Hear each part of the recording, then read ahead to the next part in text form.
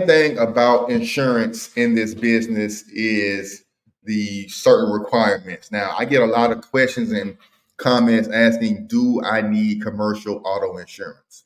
No, you do not need commercial auto insurance unless you have a commercial vehicle, like a van that you finance through for a commercial, like I did when I got my cargo van, or a car through Alley, if you did through your business credit. If it's a vehicle owned by your business, you have to get commercial insurance. Now, if it's owned by your person, then you do not have to get commercial insurance, but you still have to have a certain amount of requirements to be qualified for these companies. And all of the companies I've done courier work for, whether it's auto parts delivery, medical courier delivery, parcel last mile package delivery, all of them required